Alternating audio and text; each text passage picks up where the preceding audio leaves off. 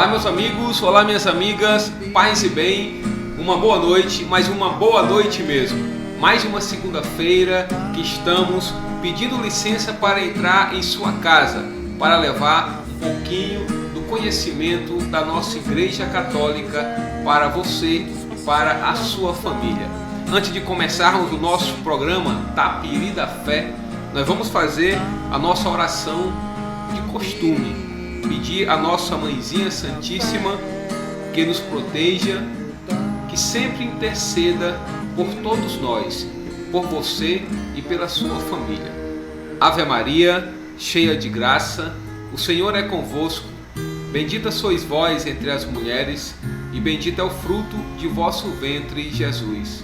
Santa Maria, Mãe de Deus, rogai por nós, pecadores, agora e na hora de nossa morte. Amém.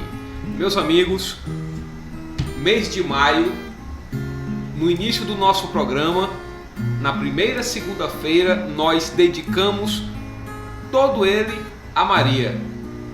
Tivemos aqui vários irmãos nossos para abordar temas importantes sobre a nossa mãezinha Maria Santíssima. E hoje nós não poderíamos deixar passar essa temática para você e para mim também, que conheço muito pouco sobre os dogmas marianos. É isso mesmo, a nossa Igreja Católica, ela tem os dogmas marianos. E quem está conosco hoje para falar sobre isso, esse assunto super importante e polêmico, por que não se dizer, é Graziele Rabelo. Boa noite, Graziele. Boa noite. Graziele é do Instituto Porta Fidei. Eu não vou falar nada, eu vou deixar ela se apresentar, falar do seu instituto, falar da comunidade em que ela pertence, falar um pouco da sua trajetória de fé na nossa Igreja Católica e depois vamos adentrar no nosso bate-papo. Graziele. Bom, meu nome é Graziele, tenho 33 anos, eu sou formada em Química, sou professora e eu tenho uma caminhada dentro do Instituto desde 2016, né? Eu fiz um ano de teologia, de estudos teológicos com o Instituto, e no final desse ano de estudo tinha a opção de você se tornar membro ou de você voltar para sua paróquia, servir, se você já fosse, já participasse de alguma atividade. E como eu já não estava mais vinculada, né, porque eu tinha ali terminado o meu tempo no grupo de jovens, eu já estava meio que amadurecendo, entrando nesse tempo de estudos, eu resolvi me tornar membro e servir nessa parte formativa dentro do Instituto, né? De lá para cá, eu sirvo dentro da igreja através do Instituto, né? Nas atividades do Instituto. Meus amigos, como de costume, nós sempre lemos e refletimos, compartilhamos com vocês a mensagem da Palavra de Deus.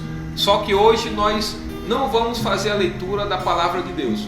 Fica uma tarefinha para você pegar a sua Bíblia e depois fazer a leitura facultativa, né? Que você achar melhor para você, para o seu dia e para a sua noite. Nós vamos fazer a leitura de hoje de um documento da Igreja Católica muito importante, Lumen Gentium de Ecclesia, segundo a minha tradutora aqui de latim, a Gabriele.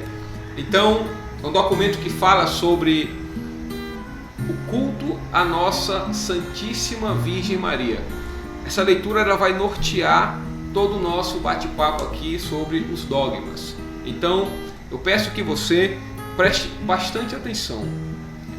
Maria foi exaltada pela graça de Deus acima de todos os anjos e de todos os homens, logo abaixo de seu filho, por ser a Mãe Santíssima de Deus, e como tal, haver interferido nos mistérios de Cristo. Por isso, a Igreja a honra como culto especial. Na verdade, já desde os mais antigos tempos, a Santíssima Virgem é venerada com o título de Mãe de Deus, recorrendo os fiéis com súplicas à sua proteção em todos os perigos e necessidades. Meus amigos, aqui é um pequeno fragmento, número 66 deste documento. Quem tem em casa aí, nosso amigo catequista que porventura tenha, número 66 deste documento. Muito importante para a nossa leitura e para fortificar a nossa fé na nossa igreja, nos nossos dogmas. Grazi, eu vou ter essa intimidade de dizer Grazi. Tudo bem. Tudo bom? Grazi, vamos falar um pouquinho agora sobre esses dogmas marianos que tão importante para a nossa igreja e para a nossa fé. Primeiramente, a gente sempre fala em dogmas, né? Mas tem muitas pessoas que não têm esse conhecimento de saber mais o que é um dogma, né? Às vezes vivencia aquilo, mas não sabe por que está fazendo aquilo. Aí um dogma de Maria, um dogma disso e daquilo, né? Explique para nós e para os nossos amigos que estão nos assistindo lá o que é um dogma. Isso aqui é uma das coisas mais bonitas da nossa igreja, né? Tudo tem uma explicação, tudo tem ali um sentido, né? E os dogmas são as verdades de fé, né? Dentro da teologia católica, dentro do magistério, vêm ser as verdades que a igreja vem descobrindo, vamos dizer assim, né? Não são verdades novas que vão surgindo ou que a igreja cria, mas é uma verdade que sempre existiu e que por meio, né, das investigações, dos concílios, que são as reuniões dos bispos, concílio do Espírito Santo, analisa-se as questões, dúvidas, né, concílio do Espírito Santo, para sanar. E aí se descobre verdades, né, como o próprio Cristo falou, ainda há coisas para vocês saberem que vocês não vão poder saber agora. Então, conforme a igreja foi se estruturando ao longo do tempo, essas verdades elas foram sendo descobertas e reveladas pelo Espírito através da igreja, para que a gente pudesse se orientar, porque são questões realmente de dúvidas, né? E a igreja ela tem 43 dogmas, dividido em 8 categorias. E numa dessas categorias, os dogmas marianos estão, né, presentes lá. E os dogmas marianos são 4. E eles foram sendo manifestados pela igreja ao longo do tempo, né? Numa sequência cronológica, né, a gente teve primeiro a maternidade divina, em seguida foi a virgindade perpétua, que já eram duas verdades já muito presentes no seio da igreja, na vivência e na fé das pessoas. A igreja só manifestou. Um pouco depois, pelo século XIX, na segunda metade, teve a proclamação do dogma da Imaculada Conceição, e no século XX, 1950, se eu não me engano, foi proclamado a Assunção. Então são 4 dogmas: maternidade divina, virgindade perpétua, Imaculada Conceição e a Assunção de Nossa Senhora. Então, o que vai falar o primeiro, né? O que é o primeiro dogma? Do que se trata o primeiro dogma? Sobre a maternidade divina. É justamente a questão dela ser mãe só de Jesus ou mãe de Deus, né? A questão isso é um pouco as pessoas têm um pouco os próprios católicos têm ali uma dificuldade de entender como é que Deus vai ter mãe, né? Mas isso se dá pelo que a igreja conheceu sobre a união hipostática, que são as duas naturezas presentes na pessoa do Cristo. Você pode repetir essa palavra? União hipostática. Por causa dessa união hipostática. O que é a união hipostática? É a união das duas naturezas na pessoa do Cristo. A pessoa é uma, né? Cristo é ser humano. O ser humano, ele tem corpo e alma. Só que Jesus, além de ter corpo e alma, a natureza humana, ele tinha a natureza divina. E essa união dessas duas naturezas, a igreja denominou união hipostática. Por causa da união hipostática é que Maria é mãe de Deus, porque não há separação. A pessoa do Cristo é uma e as duas naturezas estão presentes de forma, né, plena, não tendo separação. Então não tem como Maria ser mãe só de Jesus e não de Deus, porque a divindade está no Cristo. Então não existe essa separação. Por não haver essa separação, ela é mãe de Jesus e mãe de Deus. E porque ele quis assim, né? Não ninguém, né? É assim que ele determinou. Então, no momento em que ela concebeu Cristo, a divindade já estava lá. Né? A Trindade já estava lá. O Pai, o Filho e o Espírito Santo já foram gestados juntamente com a segunda pessoa, que é o Cristo. Tanto que a gente fala, a parte material do Cristo, a parte humana, o sangue, a cor dos cabelos, é tudo de Maria. Porque não teve, e isso é uma das coisas que o concílio esclareceu. Não houve participação de sêmen. Ele foi concebido pelo Espírito Santo. Então toda a materialidade presente na humanidade do Cristo, ele vem de Maria, somente dela. Né? DNA, tudo. Grazi, antes de você falar dos outros 3 dogmas, por que a igreja, a gente percebe que pela ordem cronológica existe um tempo bem distante de um dogma para o outro ser efetivado como uma verdade de fé? Por que a igreja demorou tanto para, né, Mãe de Deus e depois a virgindade, né, o segundo dogma, não é isso? Assim, foi relativamente, esses 2 primeiros foi relativamente perto, porque o primeiro foi no século V, bem no início da igreja primitiva, né? E a virgindade foi no século VII. Então é relativamente perto. 200 anos só de... Isso. Talvez pela não compreensão, né, do que é... Porque não existe virgindade, no caso, pela metade. Não é só uma questão espiritual, não é só uma questão carnal, é tudo. Então, quando o dogma foi proclamado, a virgindade perpétua foi proclamada, foi determinado, né, e revelado que Nossa Senhora ela permaneceu virgem antes, durante e após o parto. E a dúvida e o imaginário das pessoas, inclusive o meu, quando eu era mais nova, a gente tem a visão e na nossa imaginação de que Nossa Senhora teve o Cristo, concebeu o Cristo como uma mulher normal, parto normal. E todos nós sabemos que biologicamente uma mulher que passa pelo parto normal, né, biologicamente falando, só que a virgindade de Nossa Senhora ela é total, inclusive biologicamente. Então como é possível? Foi muito difícil para mim também entender isso, até uma certa maturidade, né? A gente cresce, a gente fica vendo os filmes, né? Aí a gente cresce com aquela imagem de Nossa Senhora tendo Jesus normal, o que não seria também um absurdo, só que Nossa Senhora é uma exceção das outras mulheres.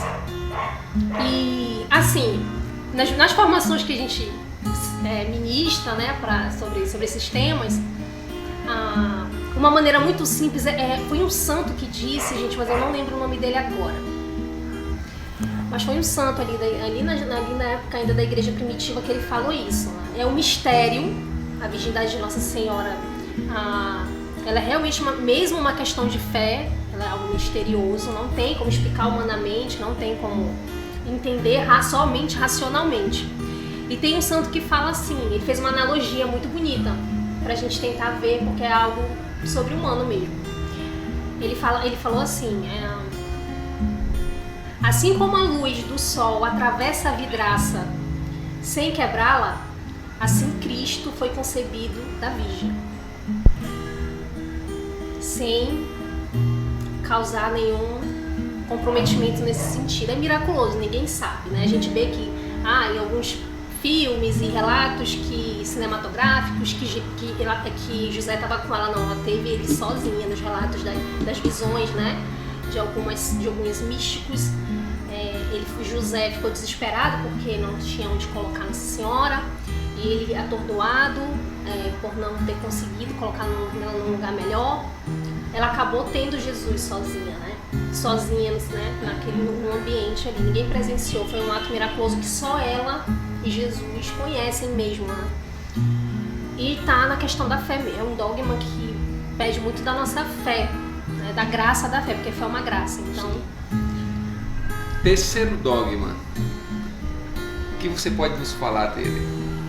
Bom, o terceiro dogma é Imaculada Conceição. Imaculada Conceição. Imaculada Conceição é um dos mais controversos também. A Virgindade Perpétua e Imaculada Conceição é os mais controversos. Porque a Imaculada Conceição diz que Nossa Senhora foi concebida sem pecado. Então, no momento em que São Joaquim e Santa Ana conceberam Nossa Senhora, naquele momento ali da concepção, ela foi isenta do pecado, né? E aí as objeções. E isso foi um dogma proclamado. Esse sim foi proclamado, né? Mas eu acredito... Se não me engano, foi Idade Média, né? Passar a Idade Média para a Idade Moderna? Foi depois, foi século XIX, 1850 e alguma coisa. 1850. Idade Moderna. Isso. Nessa época estava no auge o iluminismo, né? Era uma época já que o iluminismo estava muito forte na Europa. E eu acho que a questão protestante, da reforma protestante, que aconteceu em 1500, então já veio causando confusões entre os cristãos. Foi necessário proclamar, isso foi um dos motivos, então, primeiro o protestantismo, no século XVI, depois o iluminismo no século XVIII, né, 18. E aí as pessoas começaram a ficar confusas, né, revoluções, novas ideias, modernidade, e começaram a se questionar a ciência, o advento da ciência, as pessoas querendo acreditar só nas coisas que só podem ser provadas só se for cientificamente falando. Então, eu acredito que esses dois últimos dogmas foram necessários serem proclamados como dogmas para que as pessoas não se perdessem, né? Não, a igreja diz que é dogma, então...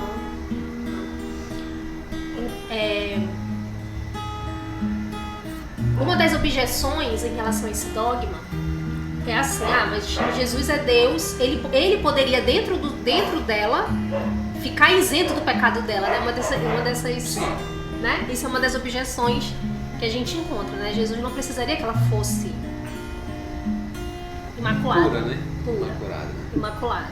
Ele poderia se imacular dentro dela, mas e aí como é que ia acontecer? Ela tem que ficar imaculada. No momento em que ele fosse concebido, ele só conseguiria, vamos dizer assim, só seria possível ele habitar um lugar imaculado, ela sendo imaculada. Se ela é a nova arca, ele é o verbo, e ela é a nova arca da aliança, né? Mas porque é uma questão, como a gente fala, é uma questão de predileção.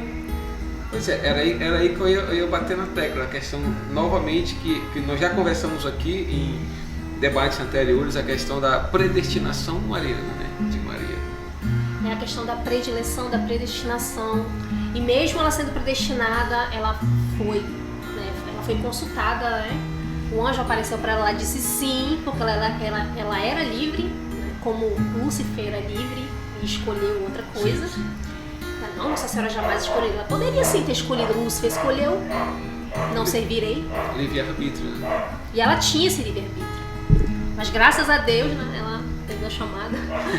E a igreja proclamou. E assim, olha só que interessante. O dogma da Imaculada, então a Europa estava naquele turbilhão de revolução. Né, a igreja, vários membros da igreja sendo mortos, né, a Europa, enfim. O dogma foi proclamado entre duas aparições, entre a aparição de Nossa Senhora das Graças, da Medalha Milagrosa, e a aparição de Lourdes, na França. As duas são duas aparições francesas, e a Revolução foi na França. Francesa, né? E a Revolução foi na França. Iluminismo.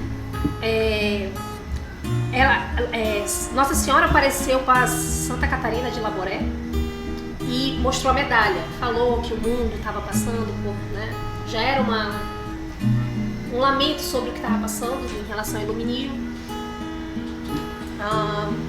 Ela entregou a medalha milagrosa para Santa Catarina de Laboré com os dizeres: ó Maria concebida sem pecado, rogai por nós que reconhecemos a vós. Maria, isso daí já é algo confirmando a Imaculada Conceição. O dogma foi proclamado anos depois, no meio. E aí a igreja confirmou: Nossa Senhora foi concebida sem pecado. 4 anos depois,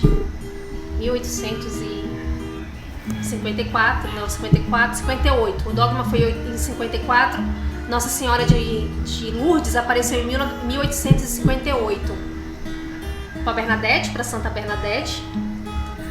E o que é que ela diz, né? Porque Santa Bernadette estava tendo visões de Nossa Senhora e ela comunicou a família, toda aquela história, né? Comunica a família, ninguém acredita, aí a igreja pede uma confirmação. E aí ela, que era uma menina muito nova, não sabia ler, não sabia escrever, não sabia nada de nada, né? Muito menos teologia da época, né?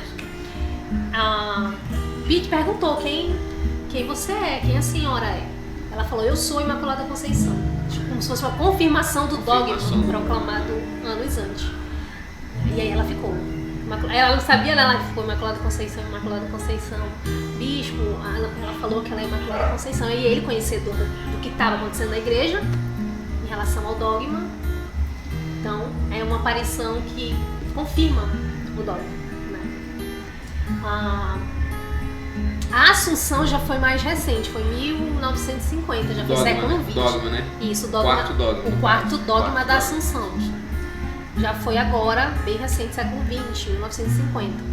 Tanto Imaculada Conceição quanto a Assunção de Nossa Senhora foram documentos. Uma bula e uma constituição papal. E as dois primeiros, maternidade, foi Concílio de Éfeso e virgindade perpétua foi no Concílio de Latrão. Por exemplo, os dois primeiros dogmas é muito para os nossos irmãos, de repente eles queiram, eu vou procurar na Bíblia, né? Os dois primeiros dogmas, eles são fáceis de você encontrar na Bíblia, né? A Mãe de Deus e a Virgindade de Maria. Tem 25 partes do Evangelho em que chama ela de mãe, né? Exatamente. Lucas, é só você ler as primeiras partes de Lucas que você já identifica ali que ali é os primeiros, né? Os primeiros capítulo 1 e 2, né? Agora os segundos, os dois últimos. Não, né? Os dois últimos. Aí já é mais como, né? O nosso amigo e amiga que está nos assistindo, como eles podem dizer assim, puxa, onde eu posso enxergar isso na Bíblia? A questão da Assunção, principalmente. Certo. Assunção. Né? Uhum. E o terceiro, a questão da Imaculada Conceição. Né? A gente tem que ter em mente que nós católicos, isso é sempre importante a gente ter em mente, nós católicos, a nossa fé, ela se baseia em 3 pilares. A Sagrada Escritura, o magistério da igreja e a tradição. Então, esses dois últimos dogmas, eles puxam mais a tradição. Porque, por exemplo, as aparições de Nossa Senhora, elas não são dogmas. Nem Fátima. Fátima, que é a mais famosa, tipo, você não é obrigado a acreditar. Mas no momento em que a igreja diz, é ela, foi ela que apareceu e foi ela que disse, então, como é que a gente vai negar o que a igreja está confirmando? Por mais que não seja um dogma, é uma confirmação. E a igreja, para confirmar uma coisa que é falsa ou verdadeira, não é sem estudo, E Fátima, que levou 20 anos para a igreja dizer é verdadeira, uma aparição verdadeira. Foram 20 anos de investigação, investigar as crianças, investigaram as mensagens, e com toda aparição é assim. Eu sempre digo, só para abrir um parênteses, eu sempre digo isso, que a nossa igreja, em relação a isso, ela é muito cuidadosa para dizer, olha, isso aqui é verdadeiro, isso aqui não é. Tanto que tem santo aí que está na fila aí até há muito tempo para ser... A gente, o santo deveria ser canonizado, a gente já... Olha só, antes mesmo da igreja, já se cria um amor. Por isso eu falo, é algo... Quando a igreja canoniza alguém, o negócio já é uma verdade, a pessoa já é santa. Só que a igreja não precisa ser prudente, ela não pode errar em questão de fé e moral. Né? E a infabilidade papal, nesse sentido, é outro dogma, que teve que ser proclamado. Porque é a infabilidade papal que garante, desde o início, que a igreja não erra, no sentido de fé e de moral. Tá? Não é opinião pessoal, não é uma fala solta de um assunto, não. Em relação à fé e moral, a igreja é munida da infabilidade papal, que também virou dogma. E quando o Papa ele pronuncia qualquer assunto relativo à fé e moral, não tem erro, porque é auxiliado pelo Espírito, é auxiliado pelos 3 pilares e não tem erro. Então, é como eu estou falando, não é porque passa a ser verdade. É uma verdade que a igreja se apresenta diante da igreja, dos membros da igreja, a igreja vai lá e diz, é verdade. É digno de fé, então tenham fé nos dogmas. Nós, é uma garantia de que a gente não fique perdido, inclusive. Será que eu acredito ou não? Será que... Não, os dogmas, todos os 43 dogmas, você, minimamente católico, tem que saber. E tem que saber, ter noção deles e acreditar neles. Eu sempre digo isso, né? Às vezes a gente tem um pouco de dificuldade, mas isso não é motivo para se rebelar contra ou se rejeitar. Não. Você pensa, medita sobre aquilo, reza por isso, pela graça, né?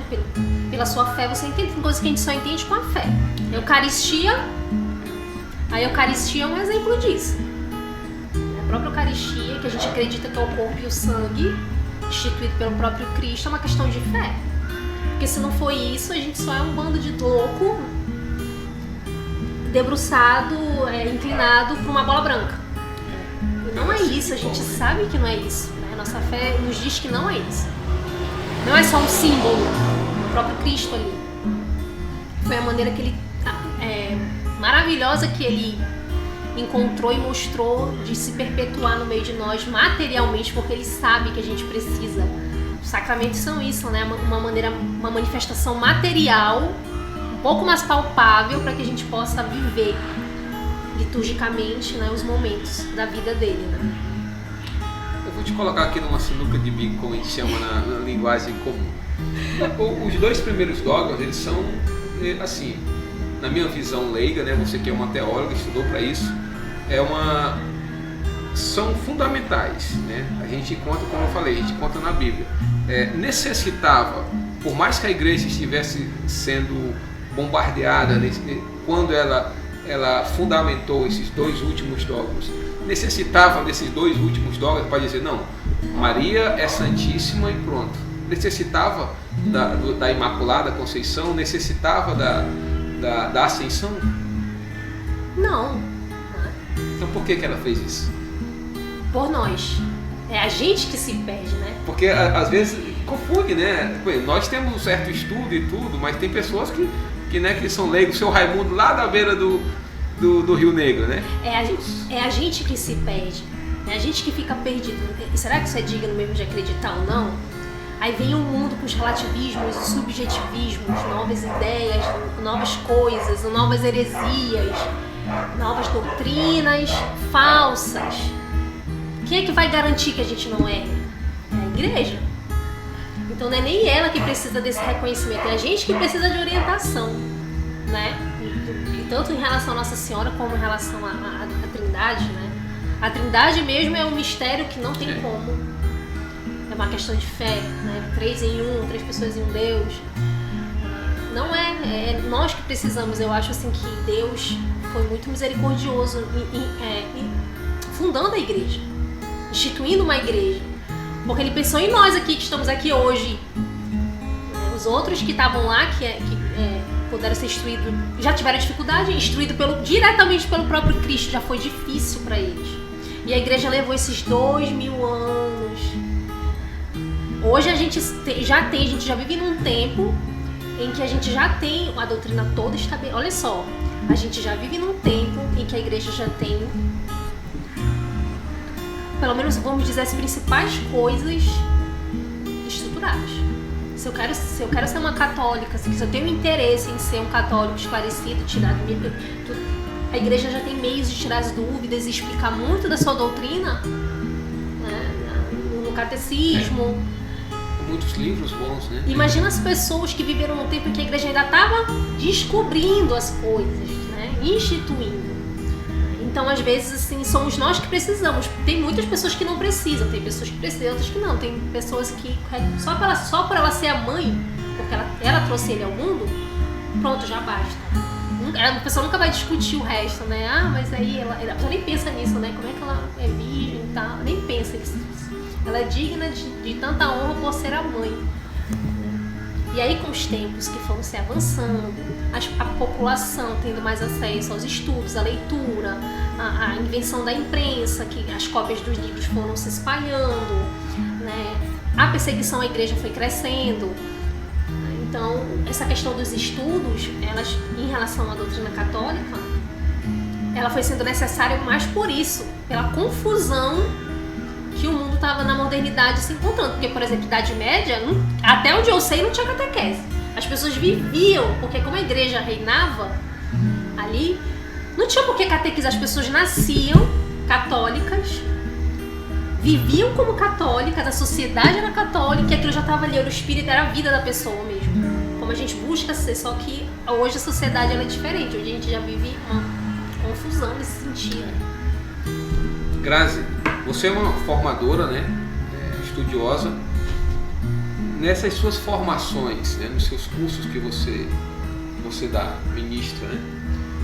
Você encontrou já dificuldade, a gente sempre encontra em entender um dogma, né? Seja ele mariano ou não, mas você já encontrou rejeição de católico mesmo? Não, eu não aceito isso aí. Manifestadamente não. Assim, nunca ninguém veio falar pra mim ou questionar mesmo porque não acreditava.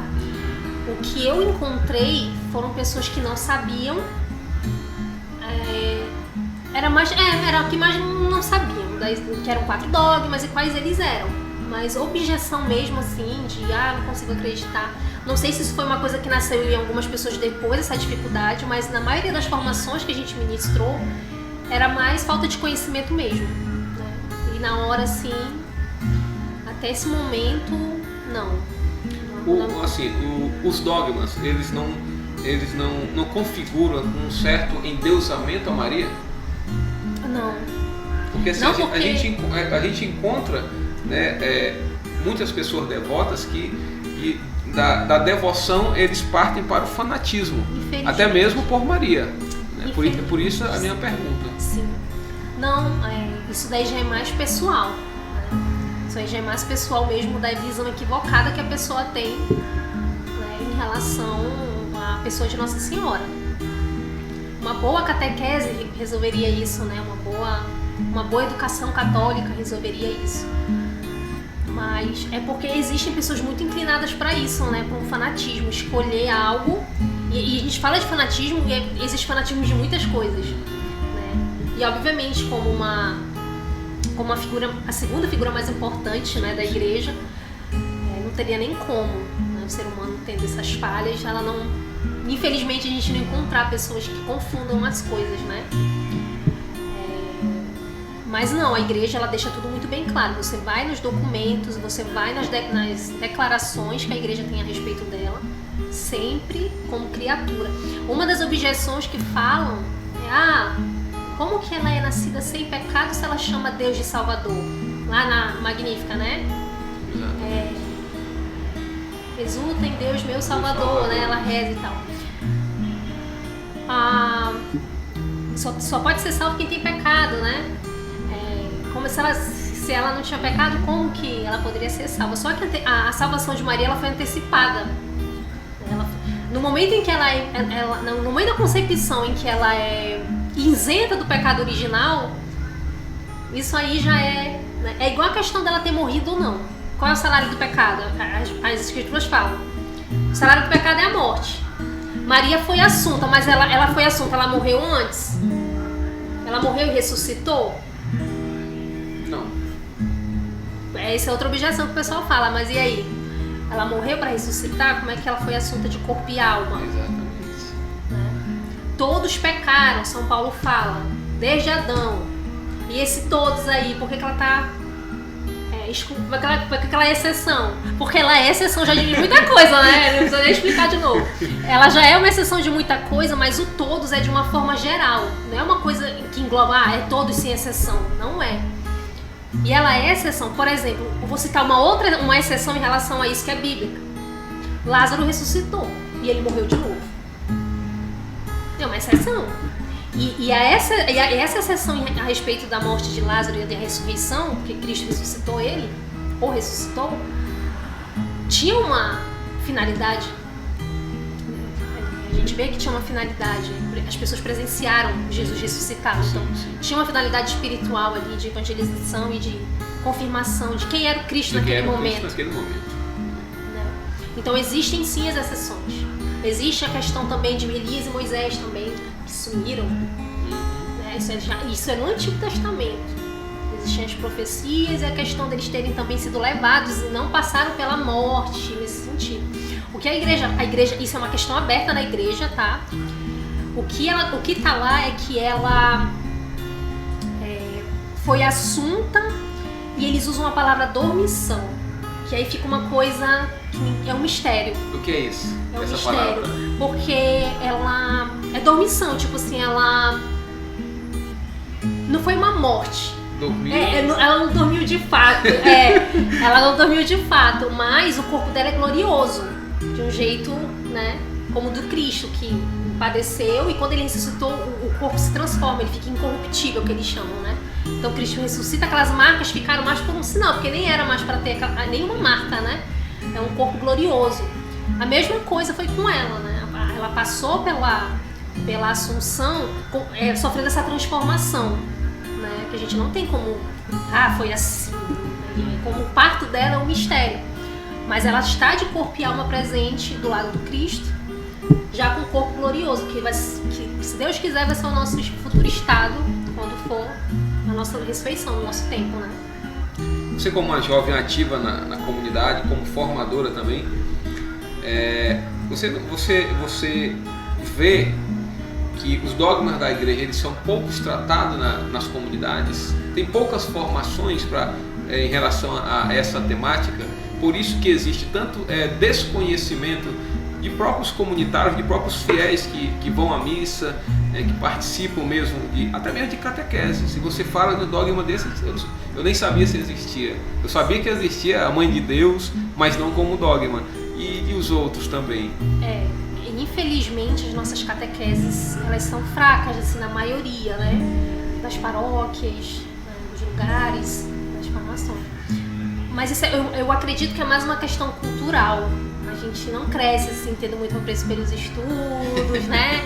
A gente não tem, inclusive, não só pelos estudos da escola normal, como muito menos instrução religiosa, né? Então eu também não tive, eu cresci assim, normal, né? A minha família não foi da minha família, isso aí foi uma busca pessoal minha, né? Também dos estudos. Eu acho que é uma questão mais cultural, essa fraqueza, né? Eu acho que hoje com a internet, com um acesso mais fácil aos livros, né? A outras pessoas, você encontrar outras pessoas para partilhar, ajudou bastante. Eu vejo que anda acontecendo sim um reflorescimento do catolicismo verdadeiro, desse sentido assim um pouco mais profundo, de um conhecimento mais profundo da doutrina, do que é ser católico, assim, no Brasil no geral, pelo trabalho de leigos, principalmente. Pessoas leigas com canais como esse, com trabalhos na internet de evangelização, com posts, com textos, com tira-dúvidas, com formações. Eu vejo muito a busca pessoal dos leigos ajudando a aflorar isso nos outros. Né? Porque a igreja está aí e sempre vai ser o que ela é. Ela está estruturada, ela é o que ela é, não importa o que tem de ruim que se faça, os membros façam.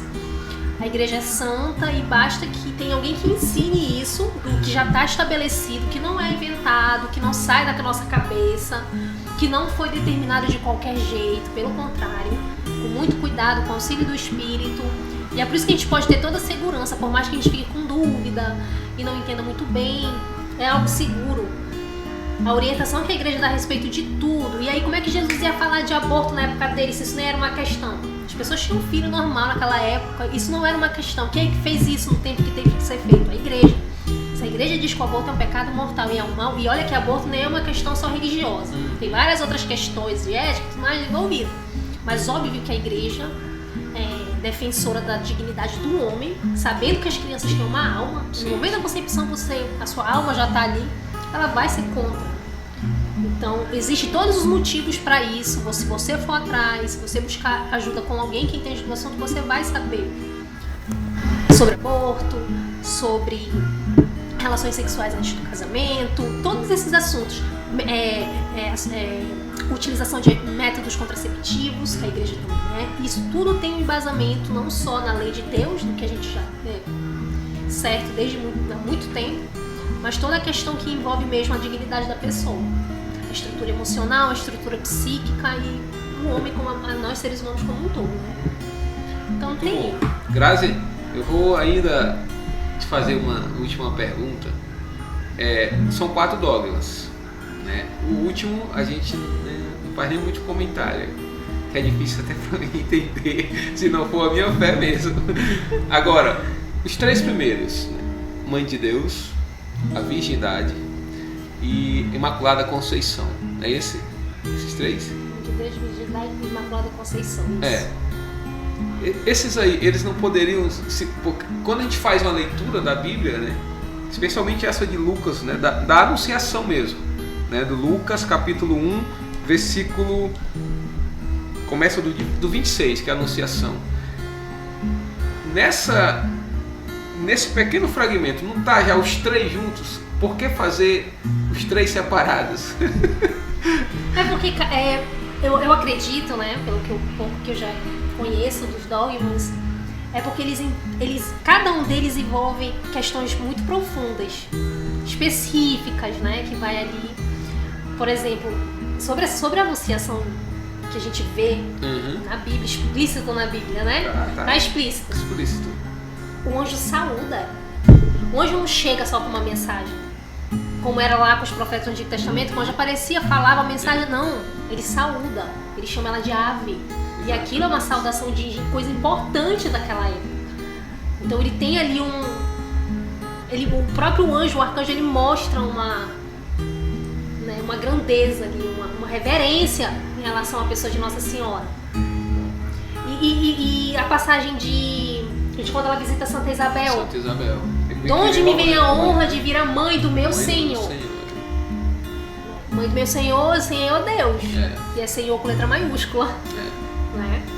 Então, eu acredito que foram divididinhos assim, não somente pela dificuldade, a necessidade de a igreja se manifestar para orientar os fiéis, e também porque cada uma dessas realidades de fé, que envolve tanto relatos, muito está baseado na Bíblia, mas uma boa parte também envolve a tradição e também mistérios da fé, assim como a Eucaristia, cada um deles dali tem a sua profundidade. Eu acho assim que a igreja ela foi sábia em fazê-los analisá-los e fazê-los separadamente, sabe? E isso facilita, se tu olhar, são 4, e eles ajudam, se a gente for analisar bem, eles ajudam a gente a compreender. Por exemplo, ela aparece, tipo a Assunção, ela já consegue nos auxiliar, ela fica aparecendo, porque não tem mais nada para ser revelado. O último profeta foi São João Batista, não existe mais nenhuma novidade para ser revelada, vamos dizer assim, sobre a salvação, sobre o projeto de salvação, não existe mais. Parou em São João Batista. Então por que Nossa Senhora fica aparecendo? Por que Deus fica mandando? Fica enviando mensagens por ela? Já é algo de cuidado, é mais de cuidado do que de revelação, porque já foi, tudo já foi revelado, tudo. Ela só vem em auxílio na nossa caminhada, auxilia a igreja, inclusive, né? Muitas das aparições é para auxiliar a própria igreja, que também tem suas crises, também tem seus desafios, né? No decorrer do tempo. Então, as próprias aparições também, apesar de não ser dogmas, a igreja confirma muitas delas, e os dogmas nos ajudam a compreender a grandeza dela muito mais do que só tem aqui. Por isso que eu acho que é muito bonita a nossa fé ser pautada nas 3 realidades: tradição, magistério da igreja e a Bíblia. Não é só a Bíblia. A Bíblia não tem como é que a Bíblia vai ter tudo? Ela já tem muita coisa, mas não tem tudo. Isso ela mesma disse. Não tem como escrever tudo que Cristo fez num livro. Não teria livro suficiente só para o Cristo, imagine para o resto. Às vezes, quando a gente cai só na Bíblia, a gente acaba indo para aquele lado do fanatismo, né? Não está na Bíblia, então eu não acredito, né? Então, o magistério da igreja é justamente para dizer, olha, isso aqui é verdade, isso aqui não é verdade. A interpretação que a igreja faz da palavra de Deus é essa. Não é só porque não está na Bíblia que não é verdade. Exatamente. Tem muita coisa que não está na Bíblia e que é verdade. Né? Tem muita coisa que a gente sabe de hoje no mundo que não está aí. Aí tá os fundamentos, tá o necessário, né? E daí a gente consegue compreender outras coisas. Nada. Isso é outra coisa maravilhosa do catolicismo. Nada é contraditório. Absolutamente nada é contraditório. Então, a gente pode ter dificuldade de entender algumas coisas, mas contradição a gente não encontra. Então, uma coisa confirma a outra. E isso é, nesses 2000 anos de existência, a gente só vê se confirmando, né? Uma coisa com a outra. É seguro, gente. Não tem... A igreja. Nosso papo tá tão gostoso que eu até esqueci dos nossos ouvintes e que estão nos assistindo. Grazi, show de bola o nosso bate-papo sobre os dogmas marianos. A Grazi, ela é formadora do Porta Fidei. É um instituto que ela já deu as credenciais no início e ao final do nosso programa ela vai falar mais um pouquinho desse instituto aí. Se você quer convidar a Grazi ou algum dos seus irmãos da comunidade para fazer uma formação sobre algum tema sobre a nossa Igreja Católica, se você gostou da Grazi, imagina os outros amigos dela. Eu acredito, hein? Grazi, eu queria que você deixasse para os nossos amigos uma mensagem mariana por excelência. Bom, a gente está no mês de Maria, né? Mês de maio, então passamos pela Quaresma, passamos pela Páscoa, e é muito maravilhoso que a gente possa viver isso dentro da igreja, que Deus tenha dado esse presente para nós, a liturgia, né? Em todos os momentos que a gente pode, a cada ano, em cada etapa da nossa vida, que nunca é igual, sim. Poder viver perto ali dos momentos da vida do Cristo e de Nossa Senhora. E esse mês dedicado a ela, principalmente quem nunca se aprofundou, né? Não somente as orações, que é muito importante, a intercessão dela é muito importante para a nossa vida espiritual, mas conhecer um pouco mais o que a igreja ensina sobre ela, porque isso ajuda na nossa fé, ajuda muito. Conhecer Nossa Senhora através do que a igreja nos ensina é muito importante hoje. Não é tão difícil você conseguir, né, encontrar pessoas, encontrar conteúdos bons, né, orientação, para conhecer, né, um pouquinho mais dela, aproveitar esse mês e conhecer um pouquinho mais, porque Nossa Senhora é uma pessoa, Deus, Trindade, Jesus são pessoas, e um relacionamento, né, a gente só ama o que a gente conhece, né? Então é muito importante a gente manter a nossa fé viva nesse conhecimento, nesse conhecer, né, pela vivência dos sacramentos, que é muito importante, frequentar os sacramentos e conhecer, né, estudando um pouquinho, partilhando, conversando, indo atrás de quem pode ajudar. Então fica essa mensagem, tá? Para esse mês e pra vida, né? O resto da vida, né? Grazi, Porta Fidei, fale aí Instagram, telefone, se alguém quiser entrar em contato, porque vai aparecer aqui embaixo tudo que você falar. Okay. Instagram, se tem YouTube, fala, se tem número para contato, fala, WhatsApp, quem quiser entrar em contato é com você. Tá, ok. Aí, o Instituto ele tem uma página, @Instituto Missionário Porta Fidei. O contato pode ser por lá, tá? Pode mandar direct, pode solicitar, porque ele está sempre ativo, né? Tem o pessoal da parte de mídia lá que está sempre postando, sempre partilhando os momentos que a igreja vive, tá? E não existe número, né, de WhatsApp, mas pelo endereço da rede social, né? Da rede Instagram. Social, vocês com certeza vão conseguir entrar em contato conosco, tá? Com os membros e com a instituição. Beleza. E a gente está à disposição para servir vocês com o que a gente puder. Ok. O Instagram da comunidade é do Instituto, é esse que está aparecendo aí na nossa telinha. E formação, qualquer temática, ou vocês têm temáticas específicas do Instituto? Existem as específicas, né? Existem algumas específicas que estão sempre, né, uma catequese.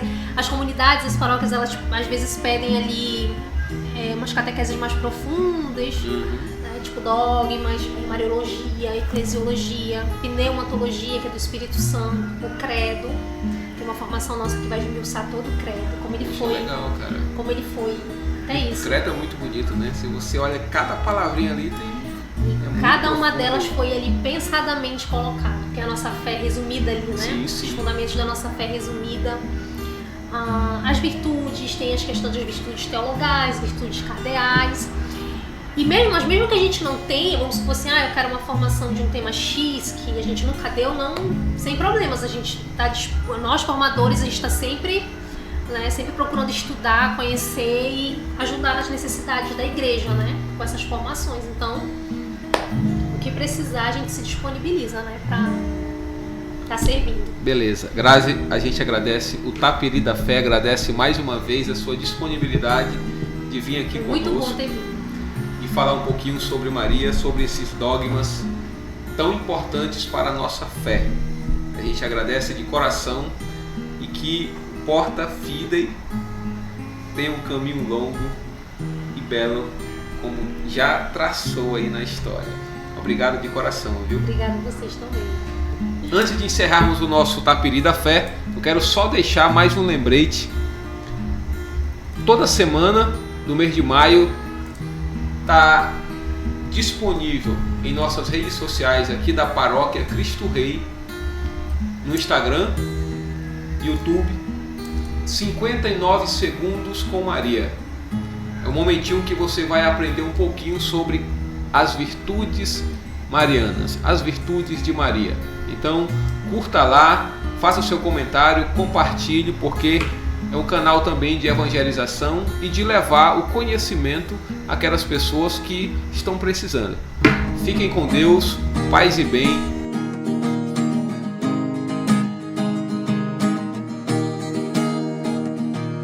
Jesus, Maria e José, muitos passos ainda vamos dar.